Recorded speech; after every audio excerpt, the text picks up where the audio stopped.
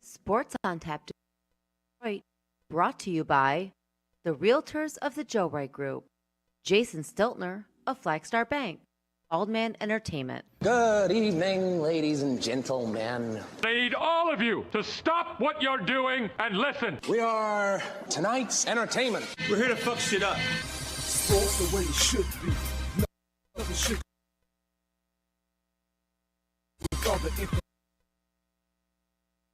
From legends to prop limits, you know, they keep it going and going and ball hopping at a rate that's hard stopping with news and straw dropping. They getting it in. Sports center competition, man, they in it to win.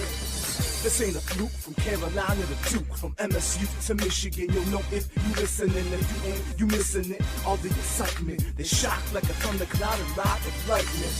Get it together, you know ain't nobody better. Bring heat than cold weather. You better put on a sweater. You better just let it go and all come and attack. Sit back, relax, let's tell them it's on tap. We'll do it live. Fuck it.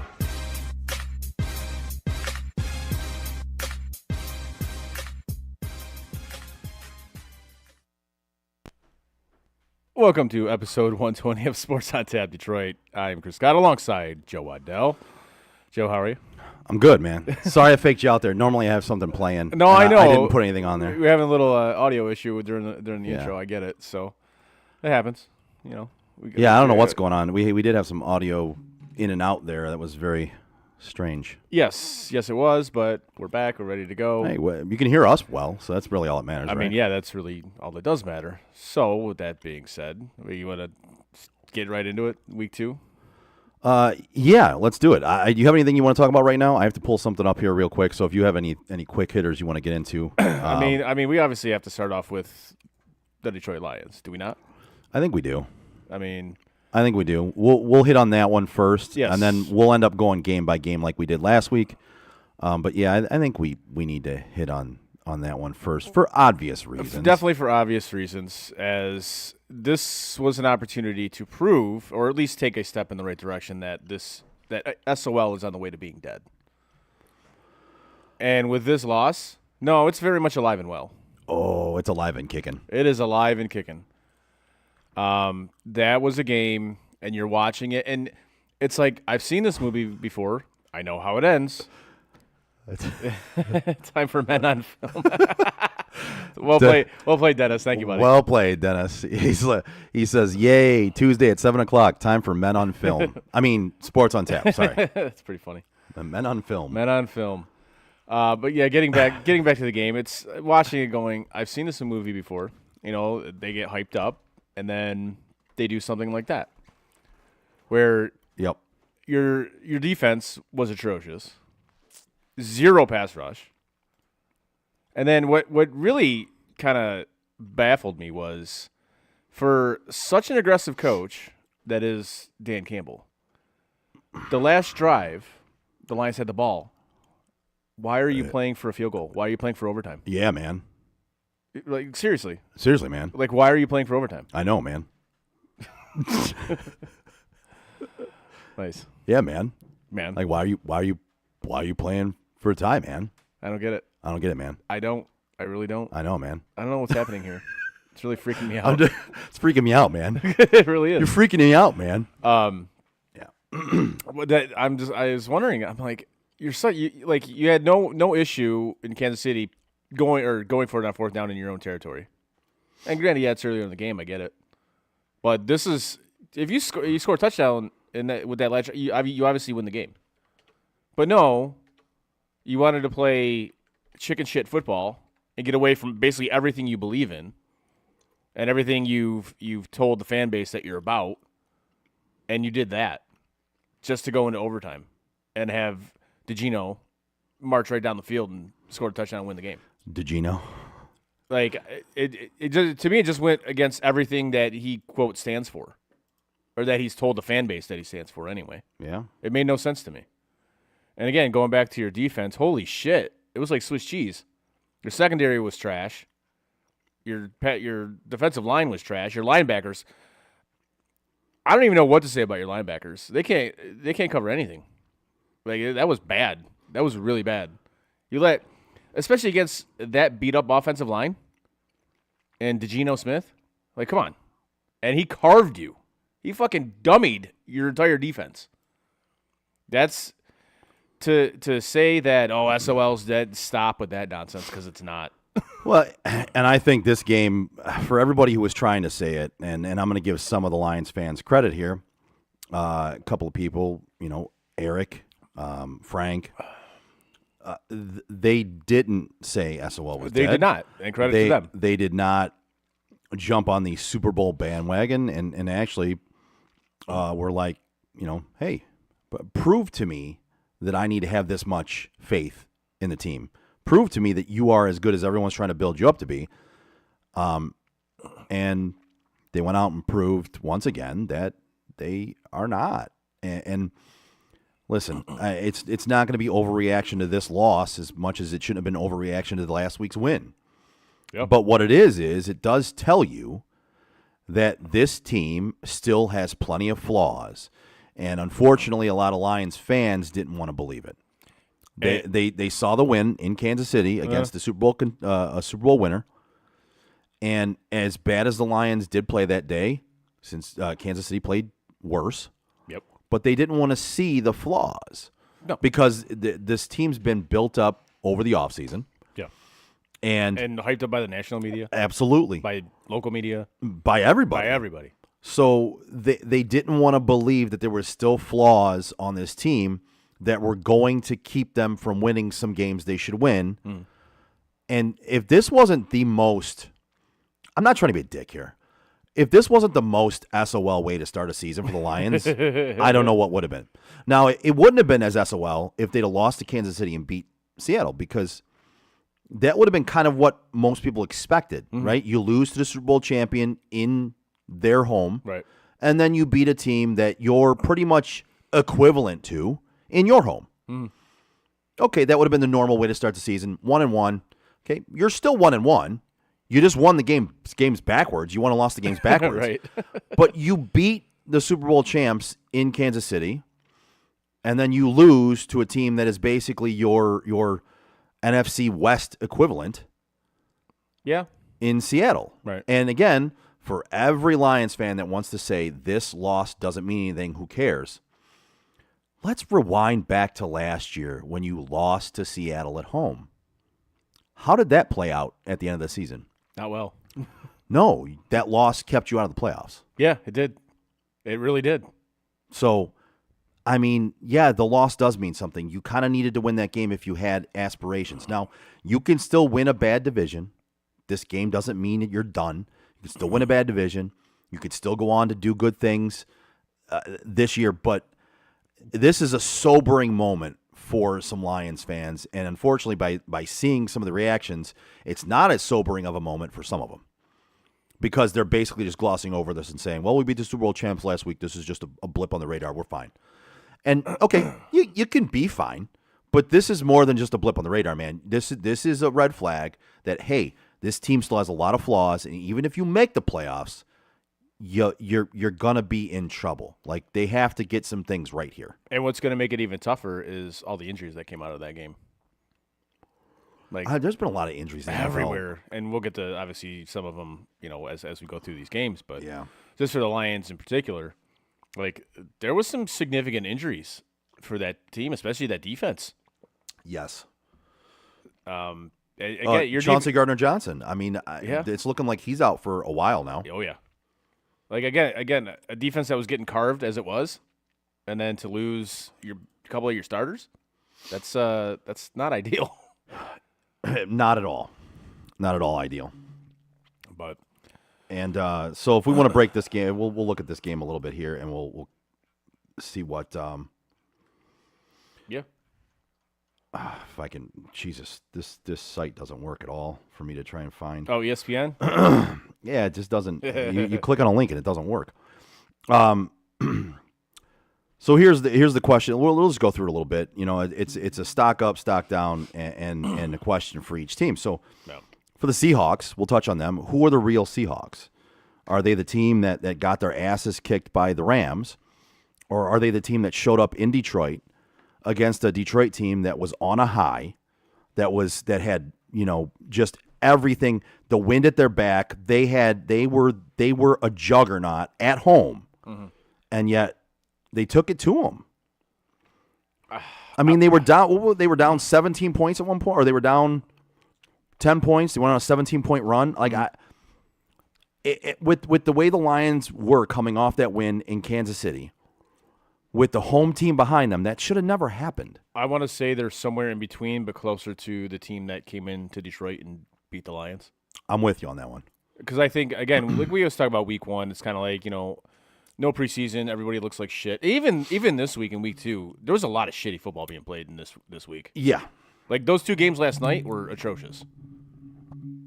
Yes. So what little bit I saw of them. Oh, they were, especially was, that New Orleans Carolina game. Holy fuck, that was some bad. No, football. I didn't see hardly any of that. Oh, you didn't miss anything. That I was a saw trash football game. most of the. Well, not most. Derek of it. Carr still sucks.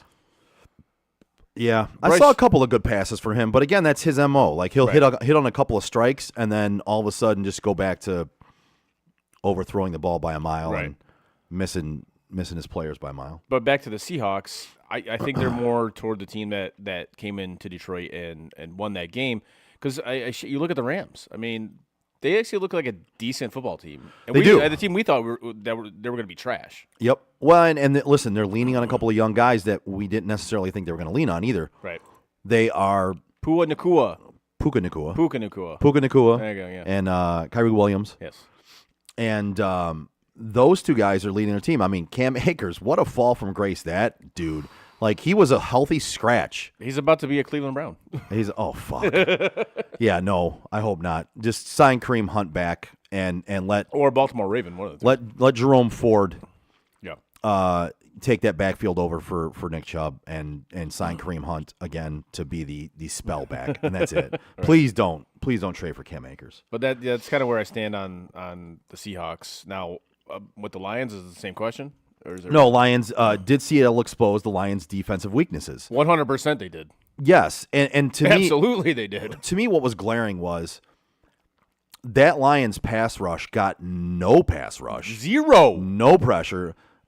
Aiden Hutchinson was non-existent. And for the fans that want to blame the holding at the end of the game, because that was holding. Okay, it was. It was. But that's not why you lost that game. No. First of all, you should have never been in that position to begin with. Don't give up 17 straight points. Exactly. You should have never been in that position to begin with.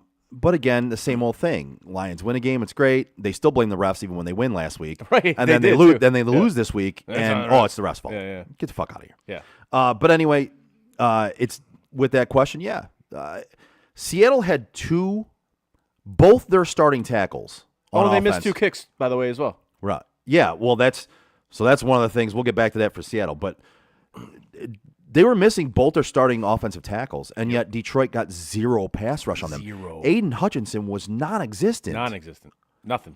Like that's a huge flaw, and the linebacker core group that was supposed to be very, very good did not look good at all. I mean, at that point, you should have just been playing a 7-on-7 drill. Like, if that's the way you're gonna have coverage in your secondary, that's yeah. yeah. And then so stock up for Seattle is Geno Smith. He came back and he looked like he did last year. So I mean, hopefully for him. Did and Geno for played Seattle well fans- except for that stupid one where he ran to the 5-yard line and then didn't throw it out of bounds? Like, Yeah. What are you throw it out of bounds, dummy? Yeah, I chalk that up to just Like, what are you I doing? mean, sometimes you can have a brain fart. I mean, it happens, but I mean, he didn't run out of the back of the end zone, so I'll give him that. but some guys just sometimes do that, and I question. I see like a play in every game, if not more, where I question like the quarterback's running and you're outside the pocket and you just run out of bounds 5 yards and you basically take a 5-yard hit, Right. whereas you could literally just toss the ball out of bounds at that point yeah. and you're fine. Like you don't take the 5-yard loss. What Exactly. are you doing? But it's just. But I think he's looking primed and back to being, Geno of last year, and he's got 3 good receivers to throw the ball to. Once again, Dude, Tyler Lockett's a stud. Once again, Tyler Lockett shows up. Stud. I mean, I said this before the year started. Everyone's a DK fan. Tell me how DK is better than Tyler DK Lockett. should be better than he is. He should be. I say it all the time. With that physicality, he should be significantly better than he is. Tell me how Tyler Lockett outperforms him every year. Because honestly, simple. He's a significantly better route runner. Yep. Yep. And he's got better hands. He does. He has better hands too. Yeah. The down for Seattle is the missed kicks. Jason Myers. I mean, he went 1 for 3 versus Detroit. You know my love for kickers. I fucking hate kickers. Fucking kickers. Now, I harp on them even worse when they are kicking inside in a dome in perfect, climate conditions. Dude, I understand it's not the easiest thing in the world to do, but it's your fucking job. This is what you work on all week. And most of the time, I'm assuming you're kicking outdoors, right? So you're kicking with weather, whether wind or whatever. But this is literally perfect conditions. you're in a dome. You're in a dome. Now, the first one wasn't the best snap, but the dude got it down. That's what she said. Yes. to where you could kick it and you shouldn't have had any issues with it, and you missed it. The second one, perfect snap, perfect hold, you missed it again. Those are the ones I have the biggest issues with because, frankly, you should not miss those. Nope. But I agree. This And I like with kickers. I sorry, always Pat McAfee, your brand fucking sucks. Yeah, for the brand. If I did my job like kickers do their jobs, God. I would not have a job. Exactly. If my percentage was like a kicker's percentage, I would not have a job. Right. So stock up for the Lions. There wasn't much stock up for them. Jared Goff still looked decent, even though he threw a pick six. But it's like I talked about. That was a really bad throw. It was. It's like I talked about before. If Jared Goff goes back to being normal Jared Goff and is not this cyborg that is not turning the ball over ever, then the Lions take a significant bump down. Right. And you saw that's what happened. And then also Amon-Ra St. Brown and David Montgomery on the downside both lost fumbles in that game. They did. And both got dinged up. It looks like David Montgomery is going to be out for a few weeks. Amon-Ra's dinged up. Listen, man, if you lose Amon-Ra and if you're the Lions, I know everyone's like, well, Khalif Raymond looks good. I did think and Josh Reynolds? Right. I mean, okay, they look good. but they're getting what's his face back here shortly. The gambler? Yes. You gotta know when to hold. Yeah, him. exactly. Know when to I fold. mean, him. he'll make everything better. Yeah, sure he will. Don't get me wrong. I thought Laporta looked pretty good. I thought he got a solid game. Yeah. But again, if your best receiver in St. Brown is significantly dinged up, that doesn't bode well for your offense. So It does not. anyways. It does not. All right. So next we're gonna take on the Pittsburgh and Cleveland game from last night, which was not a very pretty game to watch. There was a lot of turnovers in that game, and three of them led to direct. I saw a lot of stupid shit in that game. Yes. There was one where Cleveland kicked off directly toward the sideline, right? Yep. This wasn't a punt. This was an actual kickoff. Kicked directly toward the sideline at like roughly the 10-yard line. Yep. The Steelers kick returner runs over to the sideline. Instead of watching it go out of bounds so they could get better field position, Right. he fucking catches it. So they have to start at like the 10-yard line. And what happens immediately after that? Kenny Pickett, that was an interception. That was an interception. Yeah. That was the beginning kickoff. And I think we got to start talking about this Kenny Pickett guy. Like, So dude. that's the other thing is before the season started, I said I thought he was going to take a big step forward, and I said that about a couple of guys, but Justin Fields. and Jordan Love. We'll get there. Kenny Pickett looks like those of us who said he was going to take a step forward are wrong. He does not look good. He does not. He looks very, very tentative and very unsure of himself. And another one on that team that just looks really poor. Najee Harris. Najee looked like shit last night. What the fuck is going on there? I don't know, man. Like that dude. That dude looks like he just comes in and is like, "Hey, man, I'm just gonna play." Yeah. Like it looks like he doesn't practice. It looks like he doesn't know the plays. Looks like he doesn't give a shit. It just looks like whenever he gets the ball, it looks like he doesn't want to get hit. He's like, You know? yeah. It looks like he doesn't care. Yeah. It looks like he's just there to get paid. Yep. And now Jalen Warren, on the other hand, He looked solid. he looks like he's there Yep. to. That dude is there to punish people. Yes. Yeah. He looked solid. So, and then again, it also leads back to the Steelers' offensive coordinator, Matt Canada. That guy's terrible. We talked about it last week. He's one of the worst at play calling. That team in the is NFL. not going to go anywhere. I don't care who the quarterback is. If that dude continues to be the offensive coordinator, You have got to scheme better. If you're having these problems with Kenny Pickett, you've got to scheme better. And if Najee Harris keeps having these problems and Jalen Warren is looking better, then you got to play him more. Like there's just some things you got to do, and you've got to find a way to get to get the ball out of Kenny Pickett's hand faster. You have to run some more slants, run some quick wide receiver screens. You have to find a way to get his confidence up. Yep. With the way he's playing right now. And he hit a couple strikes. That one strike to George Pickens. Yeah. For the 70-yard touchdown. I mean, that was a hell of a throw. It was. And it was in stride. But that can't be like your only throw of the game. It can't be. No. That was like the one positive right. for like the first three quarters for him. And the pass where he got it picked off by Grant Delpit in the first quarter. Yeah. That was one of the worst telegraph throws I think I've ever seen. Oh yeah. Delpit literally he might as well have held up a sign and said, I'm cutting off the slant route. He threw the slant route. There was another one where Pickett was running toward the sideline, and he looked like he was trying to throw it out of bounds, but he threw it like right to the Cleveland defender, and luckily the guy dropped it. And he should have picked it because he literally threw it right to him. And it's like something. Sometimes, and like we said, sometimes what's going on in these quarterbacks' heads, like what are you looking at? Like what are you thinking? Yeah, where's your thought process at? Right now, on the flip side of the ball for Pittsburgh, T.J. Watt was a fucking animal last night, and so was Alex Highsmith. Yes, those two guys in that defense are good. Yes, Highsmith got the interception for the touchdown off of Watson. Yep, and then you had T.J. Watt, who picked up the fumble that Highsmith caused and ran that in for the touchdown. That defense it's basically the exact opposite of the offense. Now, like they're running on all cylinders and they're perfectly schemed all the time. And so, like we just said, the thing that's holding the Steelers back is their offensive coordinator. Absolutely. You get rid of him and bring in somebody that can actually open up this offense a little bit. Yep. Then I think you have something. And to your point about Najee Harris, I think that he is part of the OC is part of the problem. I agree as to why Najee is kind of looking disinterested. A little bit, I agree, but I think you have to overcome that as a player. I agree with you. You listen. We always say the offensive coordinator can put your players in bad positions or good positions, and he puts them in bad spots.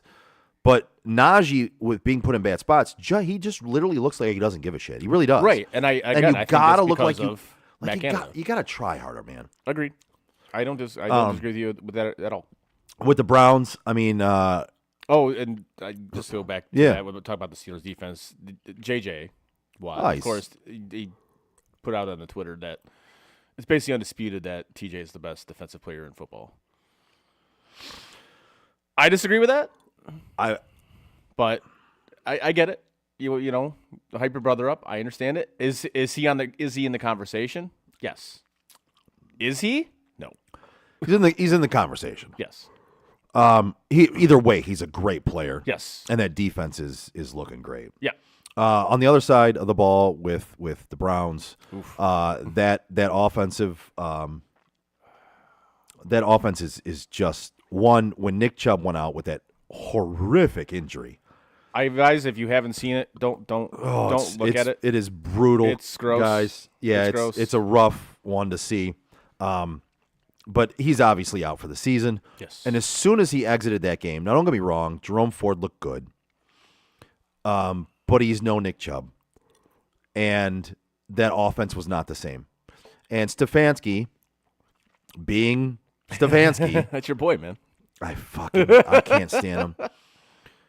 So, being complete Stefanski, as soon as Nick Chubb exits the game, they go on a run of like 11 passes and 3 runs. Mm-hmm. Well, the guy who... Bro, your offense is built to run the football, and Jerome Ford looked good. Why are you not like 11? I think it was 11 or 12 to 3 in pass to run when Nick. Like you can't just completely change your offense, especially with a quarterback that. Listen, I'm just going to tell you, it's one of the worst trades and one of the worst contracts in the history of the NFL. I've said it since the day it happened. You did. It's coming to fruition. But the guy is not what he used to be, and he looks horrible. What are you doing? You have a great offensive line. Still run the fucking football, but you don't. Because your quarterback's getting paid $230 million. Because you're Kevin Stefanski, and you're paying your quarterback $230 million, and you want to try to use him, but he's not being who he is. Eric says that's why I'm not looking. Oh, about the injury. Oh, yeah. Don't look. It's don't rough, look. man. It's not even worth it. But if you want to look at that team, I mean, there wasn't much on the plus side for them last night. They were in the game. Like Myles Garrett was a no-show last night. Yeah, they kind of took him out of the game. They really did. As for week 1, he was an animal in week 1. This week, yeah, they took him out of the game. I mean. What stood out to me was they did a lot of double and triple teaming on him, and nobody else did much. That's a problem. It is a huge problem. The two guys up the middle did okay on a couple of plays, like they got to the quarterback, but I mean, a couple of those were Kenny Pickett just holding the ball too long as well. Like eventually they're going to get to you. Grant Delpit looked good, like especially that pick where he literally held up a sign and said, "I'm cutting off the slant route," and then Kenny Pickett still threw it. Right. And then, like I said, Deshaun Watson, he fucking looks bad, guys. He's bad. Just he is not who he was in 2020, guys. You know, oh, sorry. No, that's all right. I was gonna say $230 million for a guy that played like that last night is not a good choice. But do you know who is a good choice? I do. My guy Jason Stiltner from Flagstar Bank. If you're a homeowner or looking to be a first-time home buyer, give Jason Stiltner, senior loan officer at Flagstar Bank, a call today, 248-752-3631. Jason has great mortgage programs for first-time home buyers, including down payment assistance options and excellent interest rates. Again, give my guy Jason Stiltner from Flagstar Bank a call today, 248-752-3631, and get the excellent service you deserve. Flagstar Bank, equal housing lender, member FDIC, NMLS number 27546. Yeah. Yes. Nicely done. Good job, buddy. Thank you. Good segue. I dig that. That was nice. Yeah. I knew where you wanted to go, You so tossed me up. That I was kind nice. of walked it into it You because I did. knew where you wanted to go. You did. so. Well played. Well I played. interrupted your segue, so I figured I had to give you a better one. It was solid. Well played, sir. So let's move on to New Orleans and Carolina, the other Monday night game. Do we have last to? night? I mean, we don't have to spend much time on it. I'll be honest with you. I don't think either one of those teams spent much time practicing throughout the week for that game, so we don't have to spend much time talking about it. That was a bad football game. That was a really bad football game. Yeah, there's not much to say good about either one of those teams, honestly. I mean, the defensive line for the Saints, they added 2 more sacks. They look like the best part of that team, honestly. Bryce Young, he needs to improve drastically. He needs to get weapons. And that's the other thing too is I'm very hesitant to put it all on him because he really is playing on a team that has nothing. They don't have much at all. I mean, they have a washed up Adam Thielen, who barely has any Thielen left in his legs. Nice. Yeah. And then there's not much to talk about there. It really isn't. The Saints are gonna probably end up winning their division. It's just gonna be a bad division. I'm still sticking with the Falcons, baby. The Falcons have a lot of upside, but I still think the veteran leadership on New Orleans will end up winning that division. But we'll see. I mean, I do like Atlanta's team. I like the way they're playing. Let's go to the Sunday night game. Miami 24, New England 17. Oh, back to that last game. New Orleans did win that game, by the way, Yes, folks. They did. beat Carolina by 3. Miami 24-17 over New England. The Dolphins. Did they finally provide a glimpse as to how good they're going to be throughout the season? I mean, they've won 2 games in a row. They look to be on point, even when some things are being taken away from them.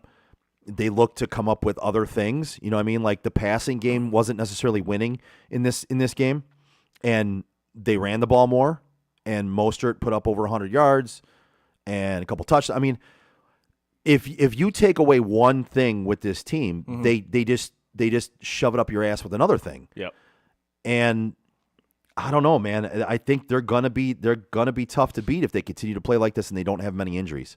Now, the injury problem might be a thing with Raheem Mostert because he has yet to stay healthy through an entire season, I believe, in the NFL since he's been in the league. But Yep, that is correct. yeah, I don't know, man. I think this team is primed to make a deep run, I believe. And I it's just kind of, to me, it's kind of proving what I thought before the season started. I think we all picked them to win the division, didn't we? I believe. Let me pull this up. You and I picked them to win a division. Eric picked Buffalo. Okay. I actually picked them to win the AFC. Okay.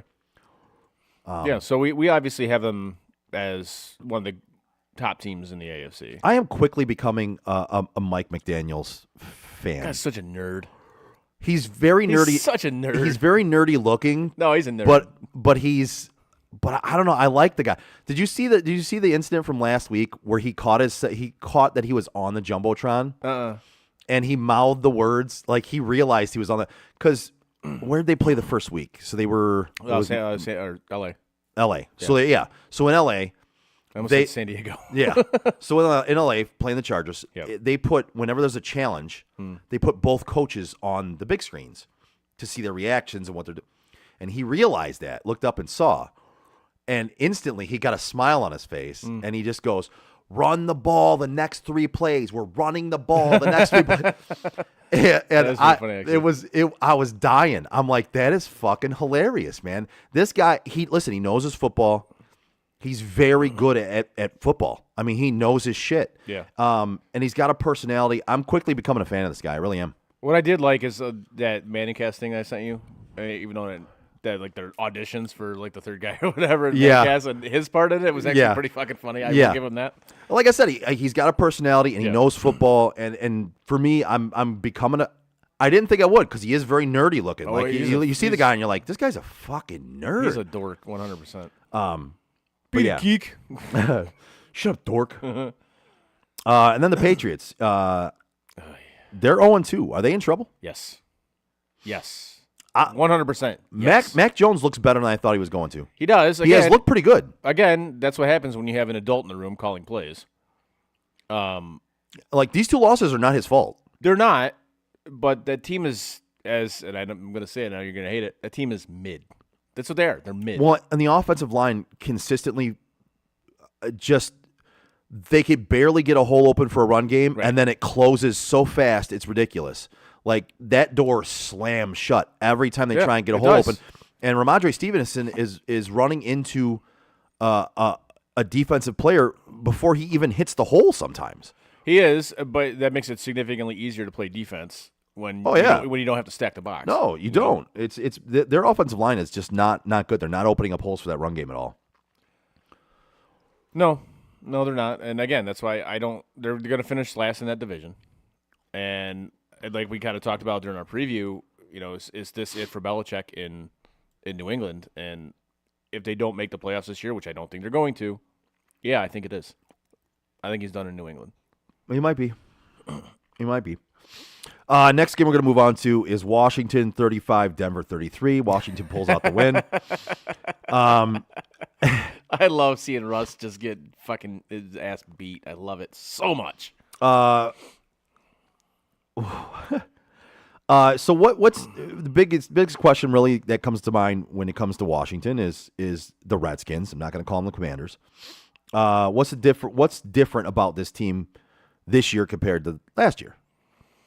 Right? And I think Sam Howell has looked good. Not great. He's looked good. I think their defense is good. Their defense is very good. Yeah. They look very good. I think their issue is going to be a kicking game, which I mean you could say that for a lot of teams right now. Yeah. But that kicking game is not Honestly, very you good. want to know the biggest difference between like last year and this year? Dan Snyder is gone. I'm going to go with Eric Bieniemy. That's a huge help. So I think a combination of Dan Snyder being gone, Eric Bieniemy being the OC. Yep. Even though he's got players had issues with him in training camp, whatever. The guy produces. He makes As your an OC. offense better. He just does. And their defense being very good. Yep. That's a recipe for success. Yep. So, but what bothered me the most about that game was the Hail Mary that Russ Knock threw. it down. Knock the ball down. Knock it down. I don't understand it. You see this all the time. Like these guys just go for the pick. Knock the fucking ball down. Knock it down. You see it all the time. I don't get it. It's like lining up in shotgun at like 4th and 1. And you're going to run the ball. Why? Knock it down. It irritates the hell out of me. Anyways, sorry. No, you're good. Yeah, knock the ball down. I'm with you there. That was Like, because they were showing that, because that was like the last of the 4 o'clock games that they were showing. And I'm like, as soon as that play happened, I'm yelling at my TV screen, like, knock the fucking ball down. But, anyways, but yes, going back to the Redskins, as we talked about, I think that's kind of what has made them better this year. And they're going to challenge for a wild card spot in that division. Yeah. I believe that 100%. Yep. As for the Broncos, it's kind of going exactly how I thought it was going to go. I actually had Washington as my sleeper team for the year. Yeah. Just throwing that out there. Well. But yeah, so with I think with Denver, we're seeing what we kind of thought we'd see, right? I mean, they look. So it doesn't take much to look improved from last year with Nathaniel Hackett.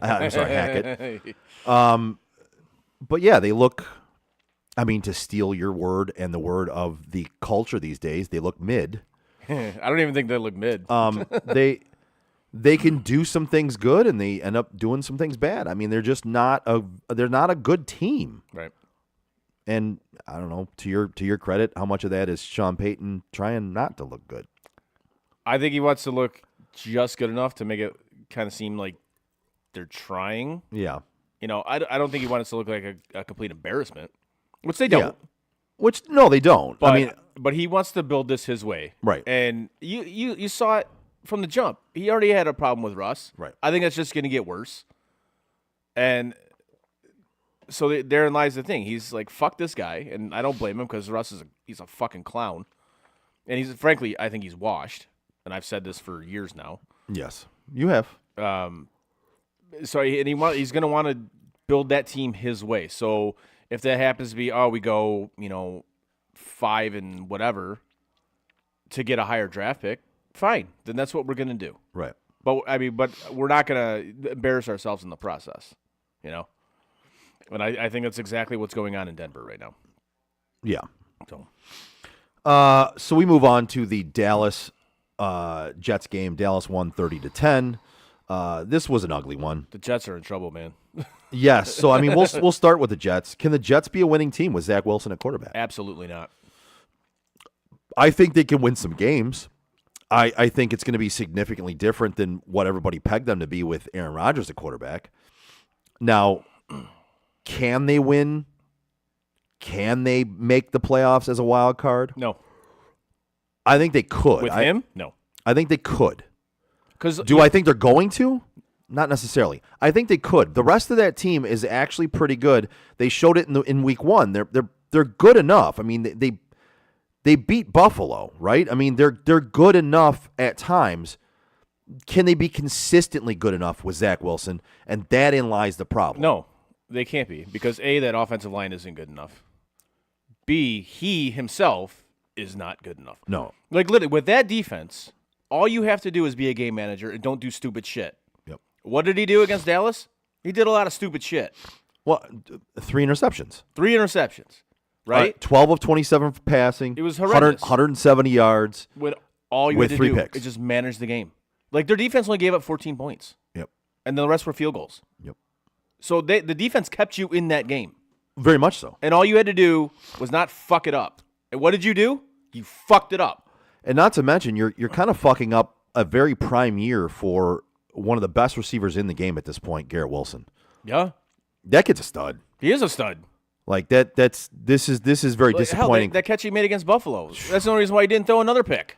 Bro, that's but that's something that's very disappointing for this team is you're wasting another year of Garrett Wilson with Zach Wilson throwing the football. On the other side of the ball, the Cowboys.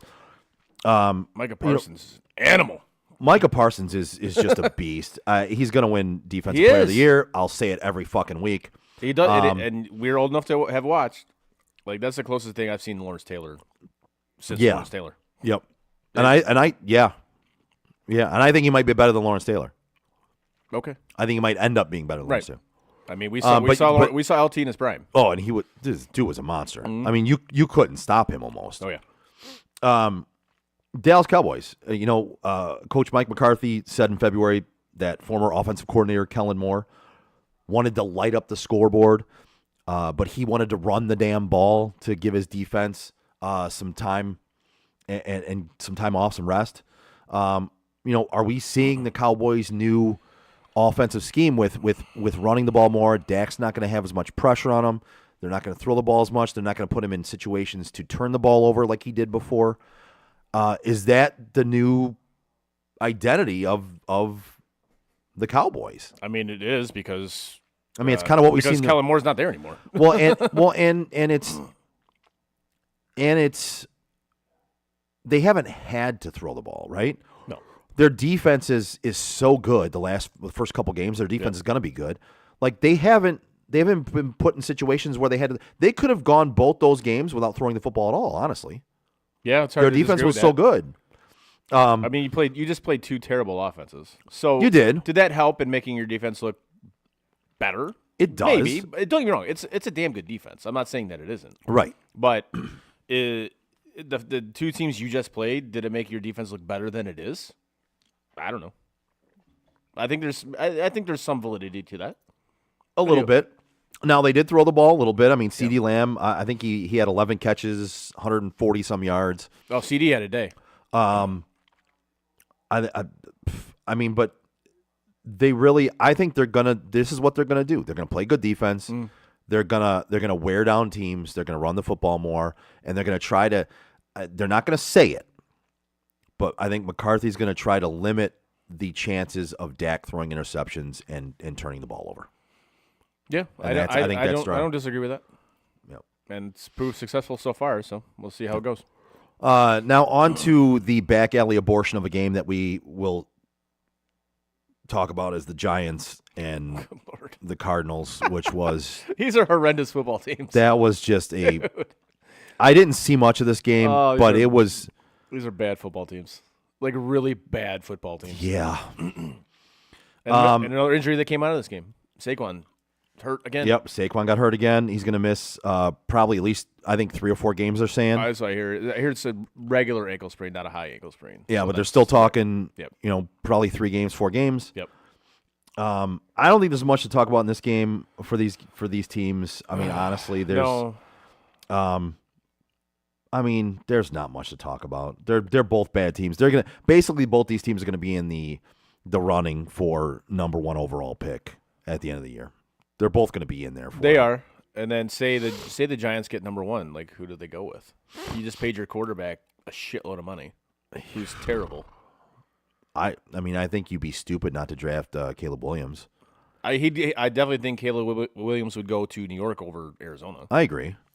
But I think if you're New York and you get that, I don't think they're going to get it. I think Arizona is going to have the number 1 pick. do And too. I think Caleb's going to go back to school Yeah. and make more money there than he can make in his first year in the NFL. I would concur with that, yes. But glossing over that game, we're going to go the 49ers, who beat the Rams 30-23, which turned out to be a decent game. Decent game, especially on the Rams side. Like, they're so far, in 2 weeks, they're looking better than either of us thought they were going to look. Yep. Well, and they're doing it without Cooper Kupp, Yeah. who is on IR right now. Yep. Who can come back after 2 more games, but they're doing it with receivers like Tutu Atwell, Puka Nacua. They're doing it with a running back, Kieran Williams. They're doing it with guys that are relatively unknown players, especially to the pedestrian fan who doesn't know some of these guys, but they're doing it, right? And these guys are getting it done. And some of these guys were very highly touted going into the season by some people who were around the Rams and seeing the off-season workouts and seeing, the off-season practices and how they were coming together, especially Puka Nacua. He was talked about very highly by the Rams, media. Even the team talked about him very well. But once Cooper Kupp comes back, that offense should get better, you would think, right? I mean, I don't see how it doesn't get I better. don't either. I think they're surprising a lot of us right now. Right. Surprising me for sure. And then, like we just talked about, and we switched to the 49ers side of this. Yep. And kind of like we just talked about with Zach Wilson, just be a game manager. Just don't do stupid shit. Exactly what Brock Purdy did in this game. 19-29, 220, no picks, 2 touchdowns. Your defense That's it. is going to support you, dude. And Purdy even overthrew one to Brandon Ayuk and one to Deebo Samuel that would have been 2 more touchdowns. Right. I mean, those guys, on those 2 pass plays, if you get a chance to go back and look, I mean, those dudes, if he puts that ball where it needs to be, they coast into the end zone. So, yeah, listen, he has some improvement to do, but yes, he doesn't make the bad mistake to turn the ball over. He just doesn't. He does. He just keeps controlling the because football. he knows as long as I don't do stupid shit, My defense is going to back me up, and we're going to be fine. Yep. Which is something Zach Wilson just has gone completely over that dude's head because he tries to do too much. Now, was this just a blip on the radar for the 49ers defense, or is this cause for concern in this game? I think it was a blip. I don't. That defense is too good for it to be a cause for concern. Yeah. It's arguably the best defense in football. It's up there with the Cowboys defense. And I agree with you. The Jets with defense. Jets, I agree. So again, those games, especially against the Rams, those games are always weird. Yeah. Whether it's in L.A. or in Santa Clara or Those two teams always play each other tough. They do. The AFC West in general, besides I take that back because you see the Cardinals and Seattle games. Those are always fucking weird too. Like basically the NFC West, those games are just strange for some reason. Moving on to Tampa, who played Chicago. Tampa won 27-17. Baker, baby. Baker. Tampa Bay is 2-0 with Baker Mayfield. Baker. Baker had another decent outing. I mean, it wasn't spectacular. Baker's stats right now are better than Deshaun Watson's when he was with Cleveland. Yeah. I mean, so Baker in this game, 26-34, 317 yards, a touchdown, 114.5 rating. I mean, beautiful. That's all you need, man. In that division, that's all you need. He's played well. He has. And again, I'm not a Baker guy, so this kills me to give him credit. But he has played the first 2 games of the season. He's played very well. He has. So he credit has. where it's due. And I'm going to enjoy it because I am a Baker I know you're a Mayfield Baker fan. guy. And I tried to tell people this was there. And, last year in Carolina, everyone would be like, oh, Baker sucks. That team was fucking garbage. I think in Cleveland, he proved he could be a winner. I think now he finally got it. Like he knew this is your last shot, dude. Like if you don't get it this year, you're done in the NFL. And I think he finally took that serious. He's like, oh shit, I got to get my shit together.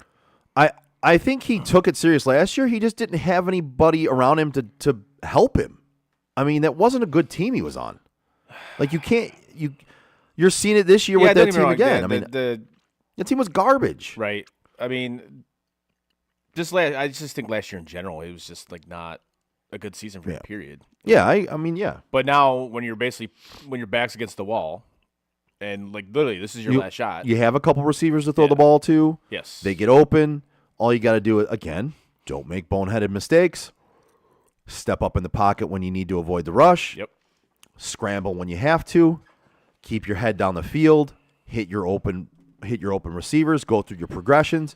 Like I feel like he's right now. I'm not going to celebrate the guy as having a great season, but as of right now, yes, he's doing everything right. He is, and I mean, obviously, we'll see if that continues. Right. But again, in that division, okay, that's kind of all you need. Just don't do stupid shit. Yep. Don't. And the Bears God. on the same position, other side of the field, Justin Fields, very inconsistent. And their defense is trash. Their defense is not good. It's not looking good. It was supposed to be better. I thought it was going to be a solid defense. They had some key signings in the offseason that aren't really paying off. Nope. One of them came from Buffalo. Yep, and there's probably a reason why Buffalo just might have let him go. Bye. But yeah, Justin Fields is just he doesn't look comfortable. He doesn't. And I'm gonna ask the question. And there's a lot of people that want to just jump and bash Justin Fields on this. And I'm going to ask the question legitimately. Is it all him? Is it the offensive coordinator who doesn't set him up correctly? Because we talked about that last week. Or is it equal opportunity on both sides where like they just need to figure this shit out, both of them? It's a combination. Okay. It's a combination. And that's where I'm at. He's afraid to make a mistake. And that's the problem. Because he's not set up to succeed. Right. So he's afraid. Like there was a play in that game. Literally, there was a dude wide open with like not 10 yards next to this receiver. Did he throw it to him? No. I think it actually ended up getting picked or he got sacked or something like that. But he's so indecisive right now that this is what you're like. It's almost as if he's going out there and playing and not being able to be himself. Exactly. Like he's going out there and handcuffing himself. Right. Do you know what I mean? Like that. You remember like when he came into the league during preseason? He's like, "Oh, it's actually pretty slow." Oh yeah,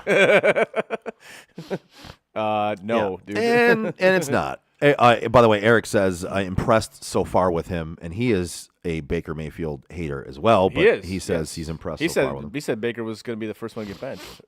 Yeah, I believe it's not looking like that at this point. But we're only 2 games in. You know else you should not bench? The Joe Wright Group. That's right. Whether you're buying or selling your home, now is the time to take advantage of having the expertise of 4 real estate agents for the price of 1 on your side. Make the right move with the right group, the Joe Wright Group. Give Craig Joe Wright, Mike Bush, Shane Wilson, and Alex DeRocher a call today at 248-535-4750 to fulfill all of your real estate needs. Let's go, Buffalo! Let's go, Buffalo! Let's go, Buffalo! Yeah, I love it. All right.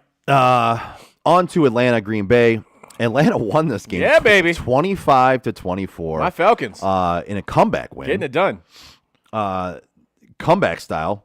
Desmond Ridder kind of led that comeback. They still have no desire to throw the ball to Kyle Pitts, apparently. Yeah, I don't know. Use Drake London a little bit. A little bit more than he did the week before. Right. Bijan Robinson continues to look good. Yep. Which I don't think any of us thought that wasn't going to be the case.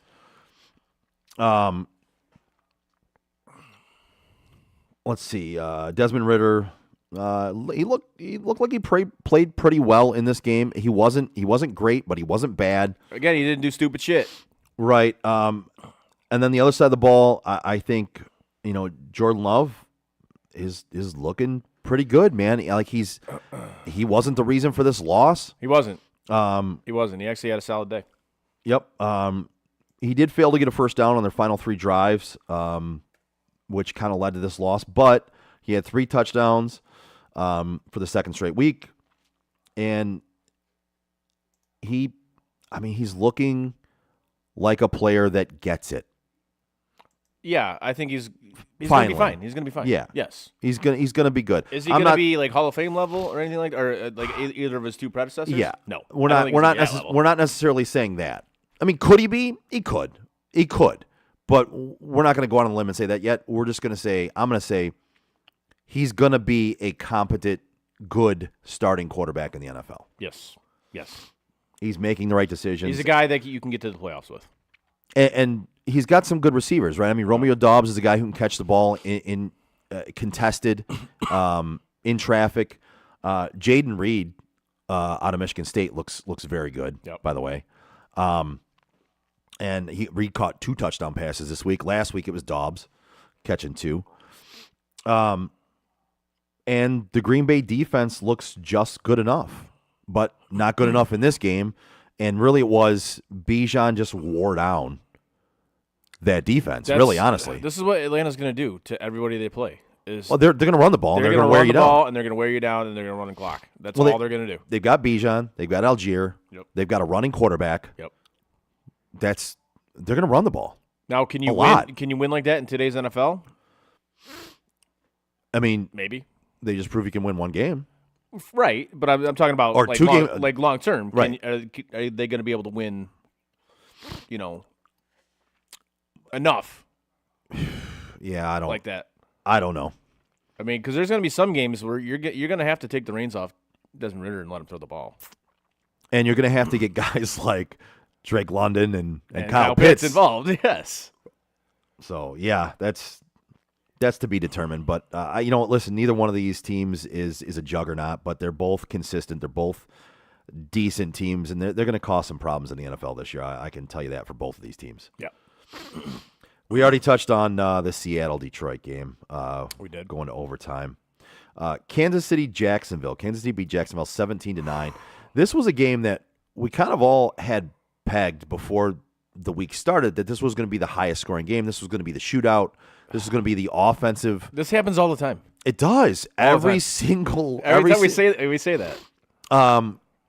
But it turned out not to be. I mean, it wasn't a very good offensive game on either side of the football. No. Honestly, it was kind of a boring game to watch. Yeah, I didn't see much of it. I actually went out to the Blake's Cider Mill with Ray. Yeah. She was a little sad that we couldn't get together with her cousin. So all right. she was having a bad day. Yeah. We were gonna be home for most of the day, and I was gonna watch some more football than I did, but ended up going out. Didn't see a lot of the games. Ended up having to catch up on the games between Sunday night and yesterday. Right. But yeah, I'm kind of glad I didn't see this game. Yeah, Because it doesn't look like there was much to see. You really didn't miss much. Calvin really disappeared. Yeah, he did. I mean, as great as he was in week 1, he was that bad in week 2, and I Yep. don't know whether it was they just completely took him out of the game or it was Jacksonville's fault, but he was almost non-existent. He was. A lot of people were non-existent in that game. You know. Yep. Another problem with the Kansas City Chiefs is, I mean, they really, their receivers are fucking bad. Yep. I mean, Yep. Travis Kelce is really all they have. And if you That's it. If you focus your defense on corralling him, okay. Yep. But you got a shot. You got a shot. That's, Yep. I can't see that there's no way that they don't make a move for a receiver at some point this year before the deadline, especially just restructuring Mahomes' contract. I think they have to. You have to. On the other side of the ball, Jaguars, is the play calling hurting the offense, or is it something else on that offense? Because, I mean, Trevor Lawrence did overthrow and open Zay Jones in the end zone. He missed Calvin Ridley in the back of the end zone on one. Christian Kirk dropped a third down pass. Agnew fumbled a lateral. I mean, there's a lot of things going wrong on that team in this game, but the play calling, as good as it looked in week 1, it looked that bad in week 2. I just think it's one of those games. Yeah. Yeah, I wouldn't read too much into it. It was a bad game. As simple as that. It was a bad game. Yeah. They had a bad offensive game. And that could happen. Then we make it to Indianapolis and Houston. Indianapolis beat Houston 31-20. Yep. Anthony Richardson. He looked good until he got hurt. And that's going to be the problem with him. Yep. And they're going to have to corral him in and tell him stop taking such big hits, because he took a hit in week 1 as well when he was trying to get in the end zone near the end of the game. Yep.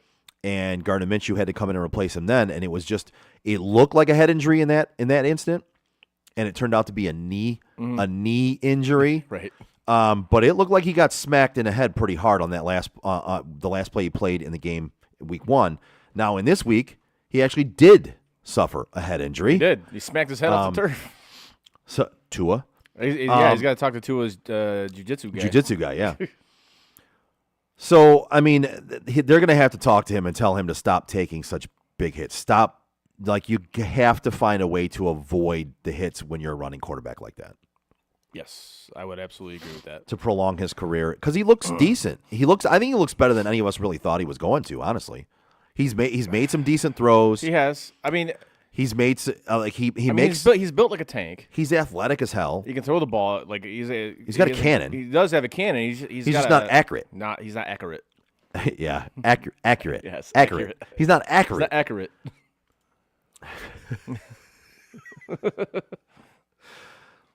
Yeah. So, and as for Houston, it's so hard to evaluate Houston because they're obviously just rebuilding. So it's kind of like, okay, That's why them and Carolina are the two teams Yeah. where it's hard to. And I the mean- two teams that drafted a quarterback high in the draft this year are the two teams that you have a hard time evaluating because they don't have much. There's not much to evaluate. It's like they're completely rebuilding teams. yeah. I mean, C.J. Stroud, he actually didn't have a bad day though. No. If you look at his numbers, I mean, No, he didn't. 384. Shit. Okay, that's not bad. Yeah, it's again, it's tough to evaluate Houston. I think they're trending in the right direction.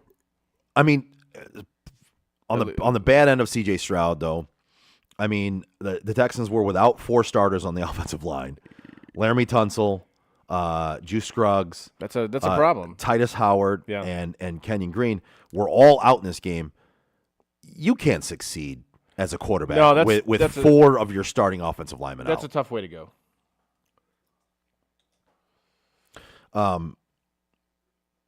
Dameon Pierce is a guy that doesn't look as good as he did in year 1. Now, again, you can attribute that to 4 offensive linemen being out. They're not opening holes for him. No. But he also doesn't look like he has the burst he had last year either. I think he needs to show up a little more to take a little pressure off of that passing game. It's so just with running backs in general, man. It just I don't know. Zach Moss looked good in this game. he did. He came back. He was back from his injury. Right. He was the main back. Now that obviously Taylor's out for at least 2 more games, he played as the main running back, and he looked pretty good. Yep. 88 yards, a touchdown, 18 carries. I mean, listen, the Indianapolis Colts are not going to be world beaters, but No, God, no.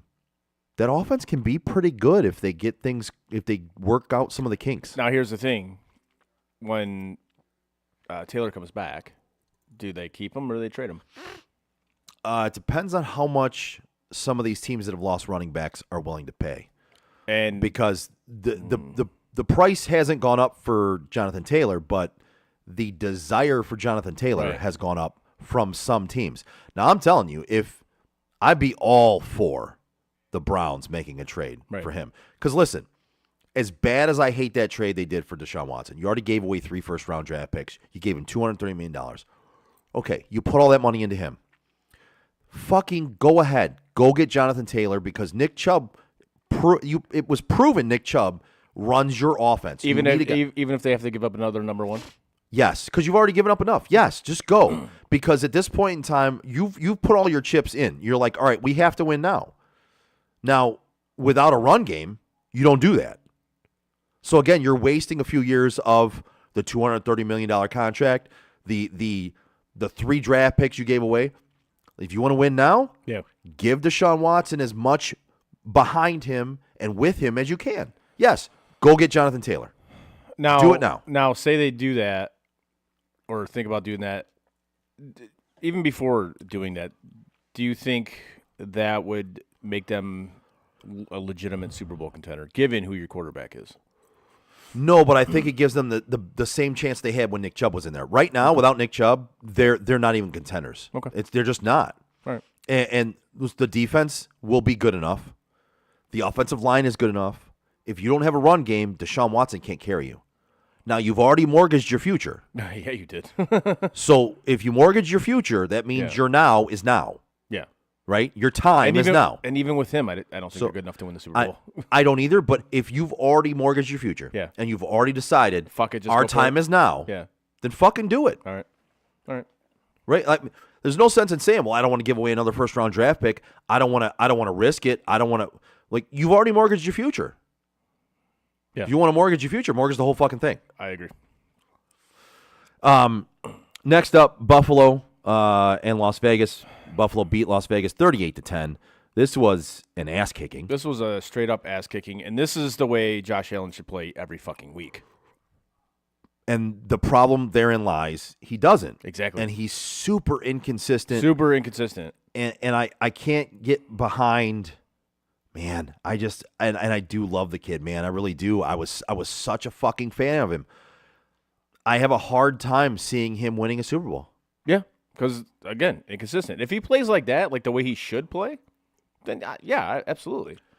But Against a defense that doesn't really cause much havoc, no, doesn't really put much pressure on you. Nope. Yeah, I mean, you succeed against that. you do. In week 1 against the Jets, You did not. looked like dog shit. Yes. So again, you're a good quarterback. You're supposed to do that against a shitty defense. You are. And like a good team, you're supposed to do that against a shitty team. You're supposed to bury them, and you Absolutely. did. Great. Now we'll see what we got coming up this week when they go to Washington. But yeah, it was a nice bounce back game. But again, is this going to be like a long term thing now, Right. or is it going to be more inconsistency bullshit?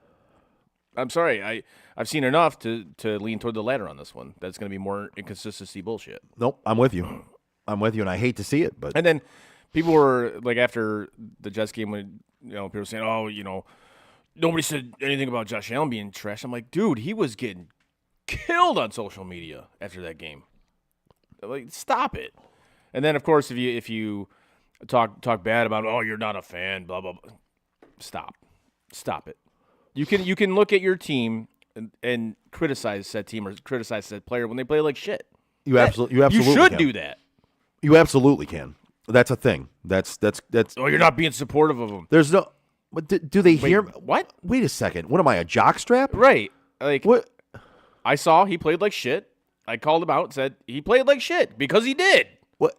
As if you're his inner circle, Right. and you saying he played like shit is gonna. Well, you got to be more supportive of him. You got to help build him up.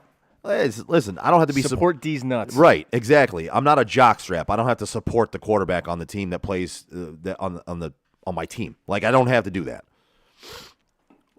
But yes, it was a nice bounce back win. Yeah. For the Raiders, I mean, Josh Jacobs, career low, minus 2 yards rushing on 9 carries.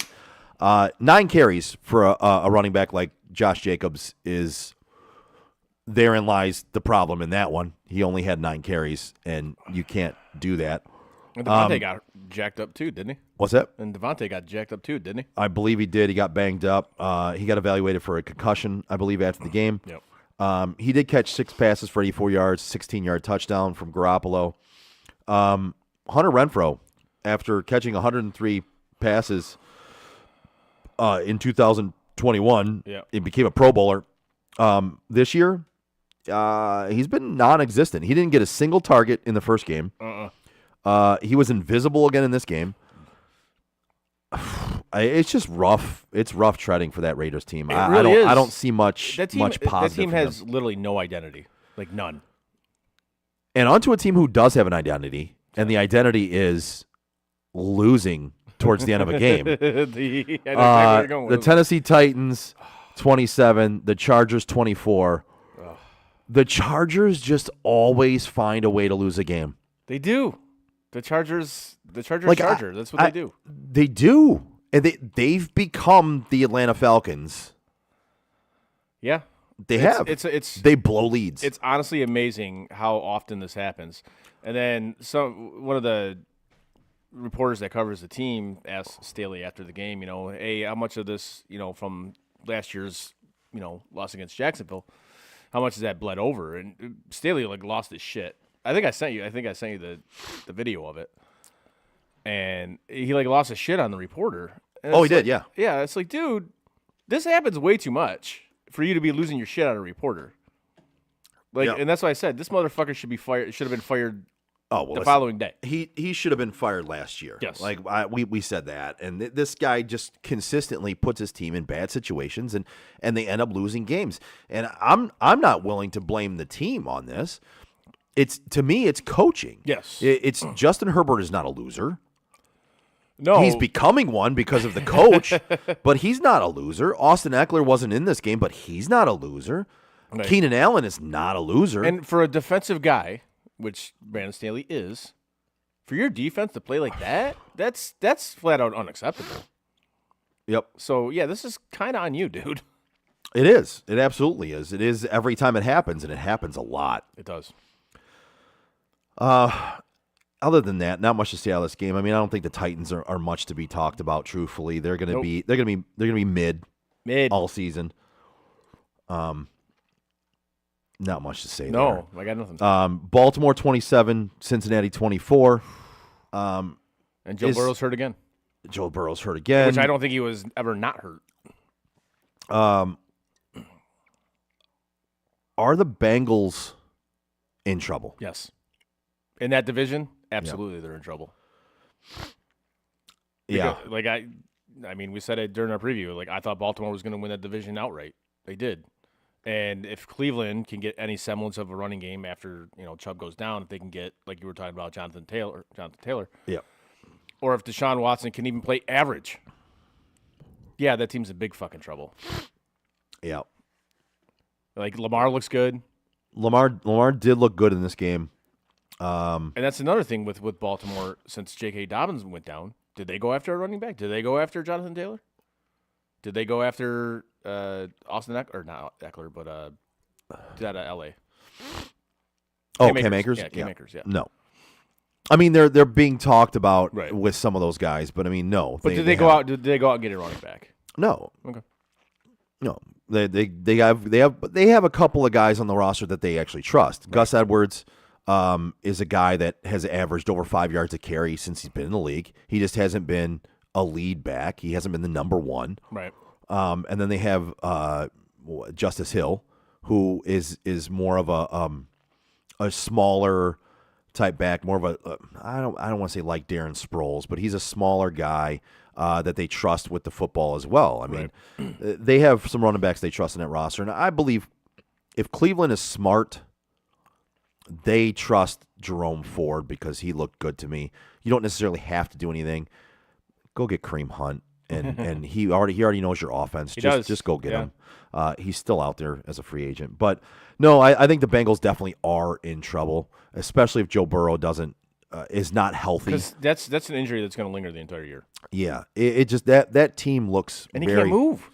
No, and the whole, it's not even just him though. The whole team looks really out of it. Like they just don't look the same. No, they don't. As that Super Bowl run team. They don't. And like I said, especially with Baltimore in that division, Pittsburgh, Pittsburgh doesn't finish under 500. They just don't. No, and speaking of that rushing from Baltimore, the rush defense for Cincinnati looked bad against them. I mean, speaking of Gus Edwards, he averaged 6.2 yards a carry against them in this game. Baltimore gained 178 yards on the ground.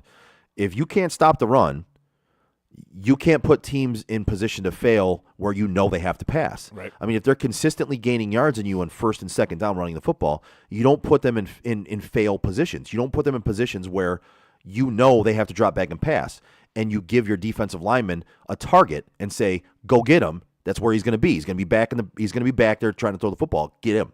And if you're Jamar Chase, you don't. Dude, shut up. Just shut your mouth. Like what he said after the Cleveland game. Oh, they're a bunch of L's. We lost to a bunch of L's. And what he said before the game. And then this one, he's like, I don't know anybody on the Baltimore defense. Dude, yes, you do. Well, they kind of shut you down, buddy. They did.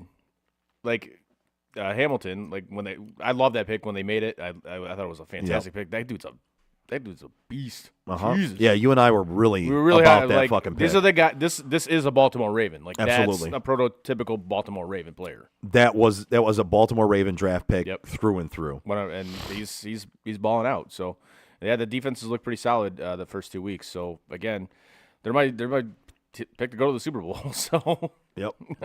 On to the last game. Philadelphia, who played Minnesota. Philly won 34-28.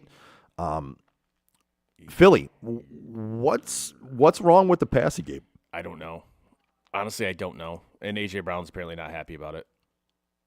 Well, I mean, no. And did you see after he bitched in the session? Yeah. Like the next 3 pass plays, Jalen Hurts went to him all 3 plays. Yeah. Now, almost had a touchdown, got called back. Then almost had another touchdown, just barely over his hands. And then hit him on another one, which was like maybe a 7 or 8 yard out or something like that. Right. But that's another team. After last week, we said they just don't look the same, and there's something wrong with that offense. They need to figure it out quick. Now they've won, but they do need to figure some things out. That passing game just did not look good. It doesn't. That team just doesn't look right. Now, who did look good was DeAndre Swift. He did. Yes. Yeah, he had a hell of a game. Yeah. Jesus. He had 107, basically a homecoming for him in Philly, rushing for a career high, 175 yards and a touchdown in the home opener. I'm sorry, this was in Minnesota, wasn't it?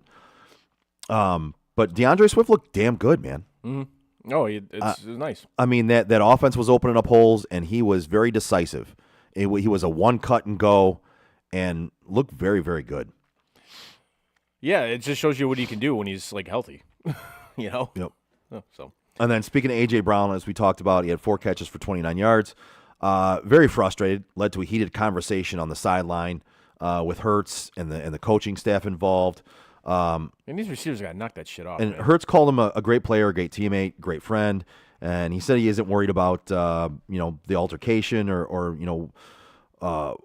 he said it wasn't the best look on a winning night for the Eagles. No, it wasn't. But he said he's not worried about Brown and that type of situation. But I mean, what is with receivers and doing this shit, man? I don't get it. Knock it off, man. Like if you're open, they'll find you. If you're not open, and I know you always think you're open. Well, and on a team like this, that has you have Devontae Smith. You have a guy like DeAndre Swift who is running the football really well. You have a guy like Dallas Goedert who is a good tight end. Like you're going to have nights where you're not the main guy. Especially I know if you want to be the main guy. Especially if they're scheming to stop you. Right. Like they're bracketing coverage to hold you in check. Right. And Devontae Smith had 4 catches, 130-some yards, and a touchdown. Like that, he was open. Yeah. Like, You gotta just take the win, man. And this is where if I'm Jalen Hurts, I look at him and I go, dude, get fucked. Like, if you're open, I'll throw you the ball. But if you're not open, I'm going to throw it to the dude who is open. If you Right. got a fucking problem with that, then go talk to somebody who gives a shit. Because I Right. don't. And on the other side of the ball, with Minnesota, someone who I think is, you could say arguably, I think he's the best receiver in the game, Justin Jefferson. I think he is the best receiver in the game. This guy is awesome, and unfortunately, he's putting up stats, but he's wasting his time on a team that isn't going to go anywhere. Nope. With a quarterback who is just mid, and yeah, I mean he basically keys in on Justin Jefferson a lot. Does. That's fine. Jordan Addison had a decent game as well, right? Right. I think the offensive coordinator does a great job on Minnesota getting those guys open. Like he got Cooper Kupp open all the time. Yep. When he was playing with Stafford and like all the time when he was playing with Stafford with Kupp, you would always look at it and say, God damn, He's how always the open. fuck is Cooper Kupp? Everyone knows Yep. where Stafford's throwing the football and how he's is always Cooper wide Kupp open. always wide open. And that's what happens with both these receivers on his team. And Jordan Addison is very, very good receiver coming out of college last year. He's a rookie, but Jefferson is fucking always open. Always. And if he's not, Jordan Addison is. Like it's insane to me how wide open these guys get when you have to cover them, especially Justin Jefferson. Now, all right, so going obviously over week 2, which 0-2 team troubles you, I guess, or scares you, is in trouble? Oh, there's a couple of them.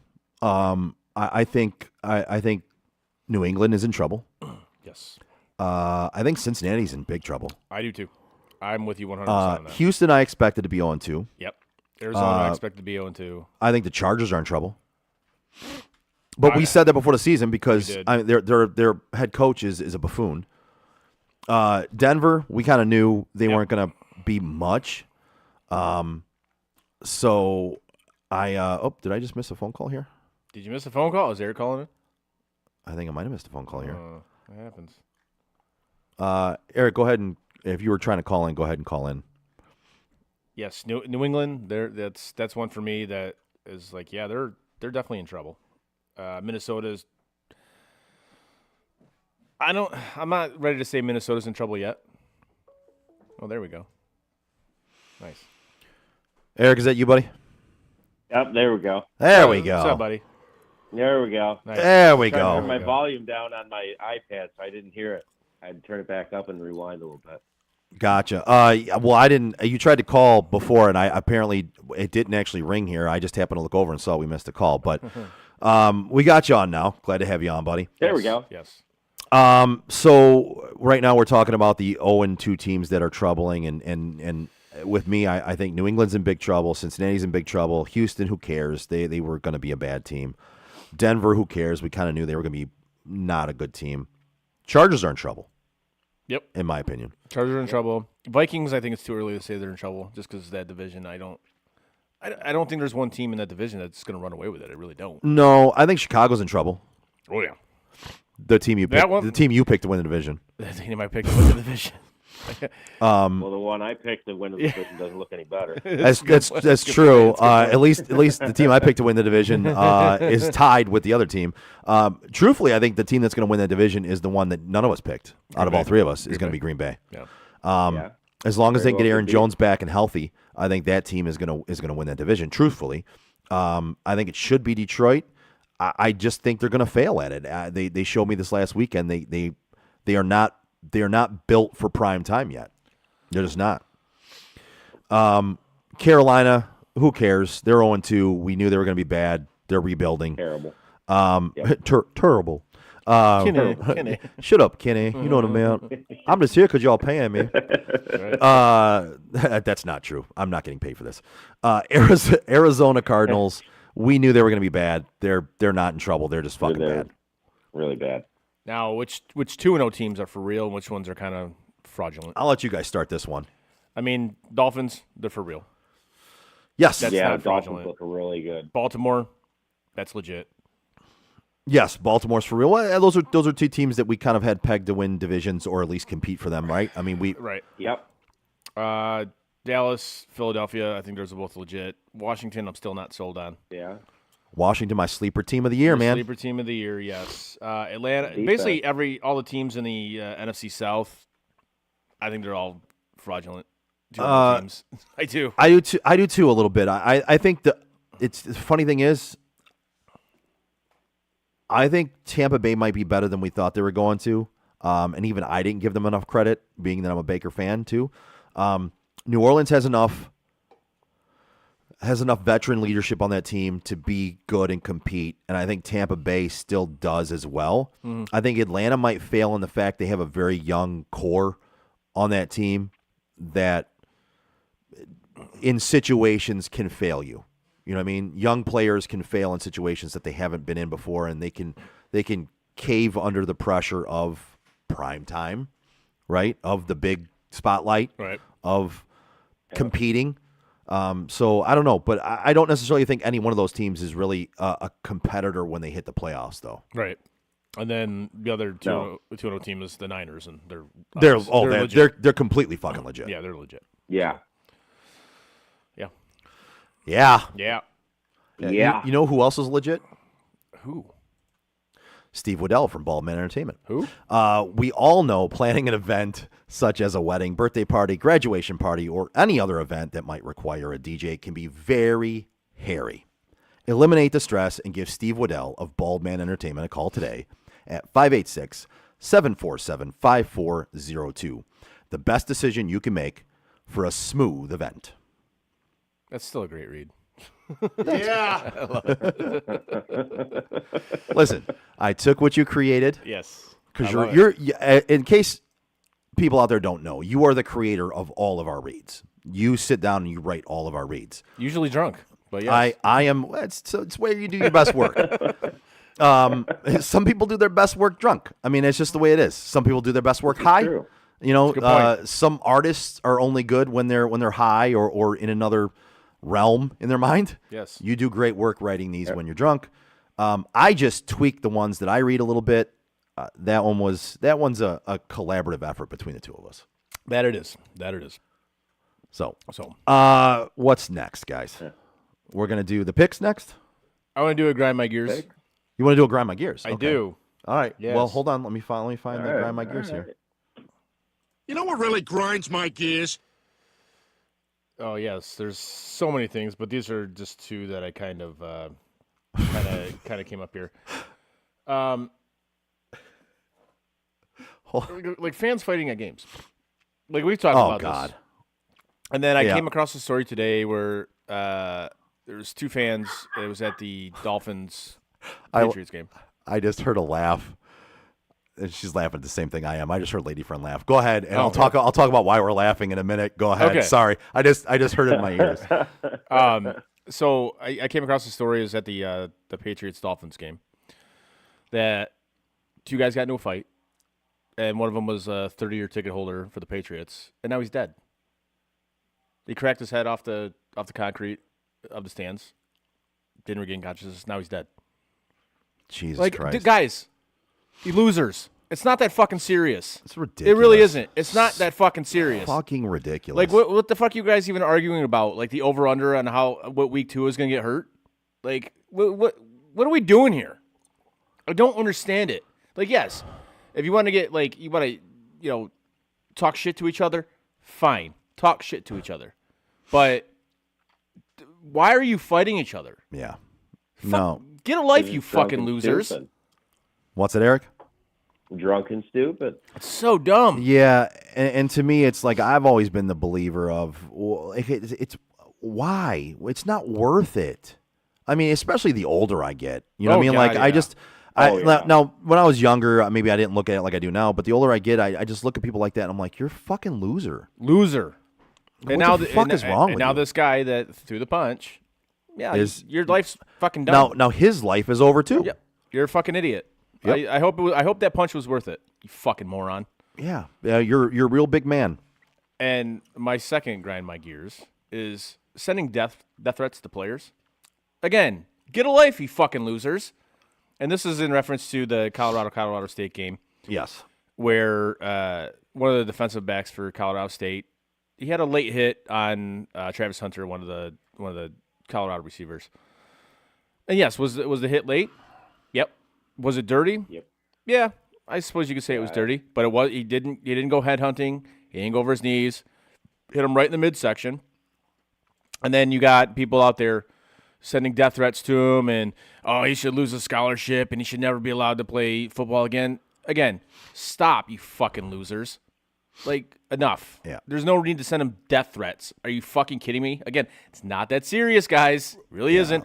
And not to mention, Deion, and this is for all the Deion dick riders out there, and I like Deion Sanders. I do. I think he's great for college football. I do too. I think it's being it's overdone at this point. It's definitely overdone. And at this coming up this weekend, Yeah. it's going to end. I hope Oregon. Oregon's gonna fucking. I hope so. They're gonna annihilate them. I'm So- sorry they are, but I digress. So, but Deion's already come out and denounced and said, "Hey, it's a fast game. It happens. All is forgiven. Whatever." Even the guy who got hit, Right. said, "Hey, man, it's football. Right. This shit happens. Like it's done. It's over with." Yeah, like But you clowns want to sit here and just send this kid death threats and whatnot. Dude, get a fucking life, you fucking assholes. yeah. So, So I personally started laughing. I think the other laughter came from Alicia says, "Joe, you're pretty when I'm drunk." Yeah, I think I am my most attractive when the person who's looking at me is drunk. Yes, I agree with that. And then Allison says, first of all, I want to give Allison a shout out. Hello, lady. nice. Hello, lady.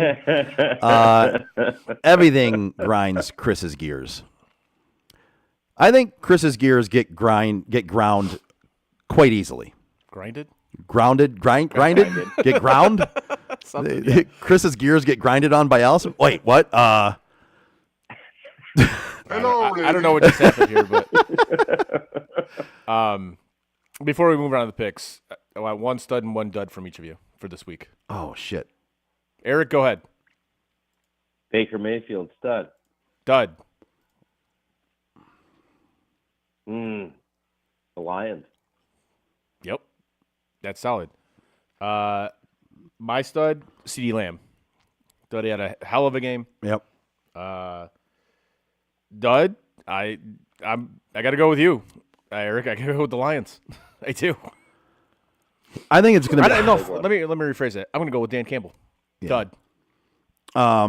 I think the dud for me this week. It'd be too easy for me to take the Lions. I'm gonna go with, and I could. I part of me wants to. I'm gonna go the Chargers in charging again against the team that they should have fucking beat. In the Titans, yeah, it just you and Staley is just. If I just make him the dud, but He's a bum. yes, he is. Let's see, the stud. Man, I'm gonna go with Raheem Mostert. Okay. In helping carry the Miami Dolphins to a 2-0 record, because they needed to rely on him in this game, and he came through big time for them. It's one of those things where they're gonna have to rely on somebody every week. Right. Yeah. What are you laughing about? No. Oh. Oh. Okay. Sorry, I got the office out in front of me. Laughing at the office. Yeah, Okay. because one of the pranks that Jim plays on DeWitt. Okay. Yeah. Yeah. Exactly. All right. Ready for the picks? Yes, let's do Let it. me talk to you. This segment is brought to you by the Joe Wright Group.